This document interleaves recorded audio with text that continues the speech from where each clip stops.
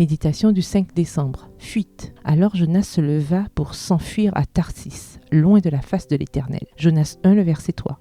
L'auteur et théologien américain Tim Keller pense que Jonas a fui Dieu 2 fois, d'abord en désobéissant, puis en obéissant. Lorsque Dieu a dit à Jonas d'aller prêcher à Ninive, il a pris un bateau allant dans la direction opposée et s'est enfui. Puis, repentant, il est revenu et a prêché le message que Dieu lui avait donné. Cependant, lorsque le Seigneur a épargné les habitants de Ninive, Jonas s'est mis très en colère. Même s'il faisait la volonté de Dieu, il était encore loin de lui. Nous pouvons fuir Dieu en lui désobéissant, en menant une vie immorale et égoïste, comme le fils cadet de la parabole du fils prodigue. Mais nous pouvons aussi fuir Dieu par l'obéissance et le légalisme, comme le fils aîné de la parabole. Dans son article « Jonas et les 2 façons de fuir Dieu », Keller écrit « Aucun des 2 fils n'a eu confiance dans l'amour de son père. Tous 2 ont essayé de trouver des moyens d'échapper à son contrôle. L'un l'a fait en obéissant à toutes les règles paternelles, l'autre en désobéissant à toutes. Le légalisme et la rébellion proviennent de la même source. Les 2 sont une réponse au même mensonge, que Dieu ne cherche pas notre bien, qu'il est avare et que nous devons arracher les bénédictions de ses poings serrés. Si nous y croyons, nous allons nous rebeller, claquer la porte et prendre la seule bonne chose que le Père possède, son argent. Ou, selon notre personnalité, nous resterons à la maison, accumulant des 1000 pour le forcer à nous donner la seule bonne chose qu'il possède, son argent. En fin de compte, notre relation avec Dieu est définie par l'image que nous avons de lui. En quel genre de Dieu croyez-vous vraiment? Dieu vous aime-t-il vraiment et veut-il le meilleur pour vous? Tant que nous douterons de l'amour de Dieu, nous trouverons 1000 façons de le fuir. Mais Dieu n'abandonne pas. Il a envoyé son Fils pour clarifier ses intentions en nous montrant qu'il a quelque chose à nous donner de bien meilleur que des bénédictions ou un héritage. Il s'est donné lui-même.